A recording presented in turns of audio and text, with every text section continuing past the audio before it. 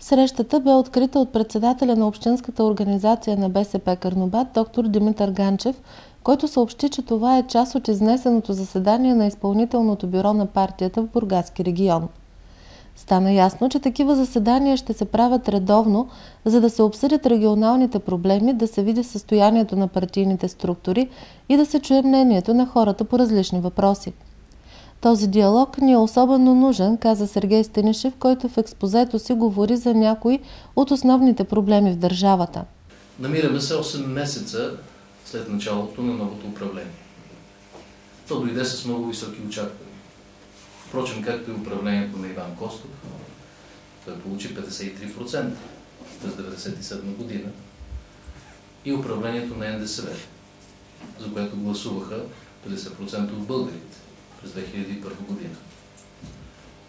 Днес вече може ясно да се очертаят основните тенденции, политиката, съдържанието на това, което прави правителство. И аз искам да подчертая това, защото всеки ден сме заливани като общество от събития.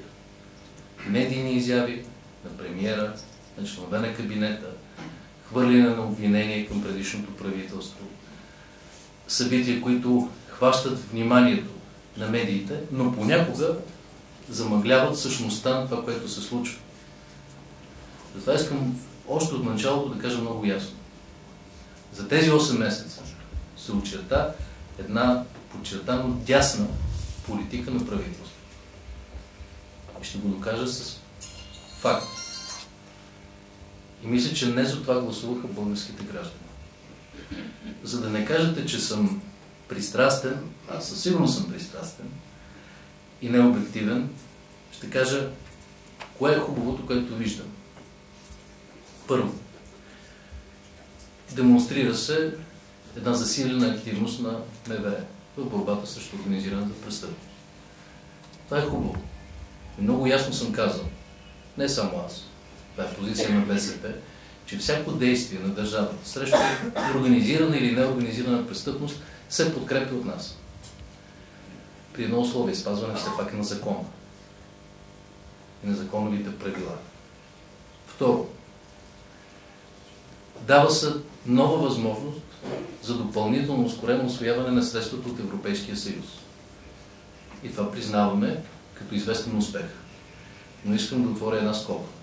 Трябва да знаем. Първо, никога не са спирани пари по оперативните програми за България, което прозвучава от премиера. Това е лъжа. Второ, за последната година от предишния мандат се подписаха договори за 4 милиарда лева по оперативните програми. Започнахме през 2008, към пролета бяха около 160 милиона. И за една година след назначаването на вице-премиера Плугчиева, рязко се ускори темпа, контрола и ефективността в подготовката на проекта. Бившият министър-председател разкритикува финансовата политика на сегашното правителство, като подчерта, че последиците от кризата се поемат от обикновените хора, а държавата всеки ден дава разнопосочни сигнали и към хората, и към бизнеса. Доста обстойно Станишев се спря на въпроса за здравеопазването, тъй като бе запознат с проблема за неясното бъдеще на болницата в Карнобат. В присъствието на доста лекари и медицински лица, Сергей Станишев нарече здравната реформа авантюристична и я определи като целяща ликвидация на част от болниците.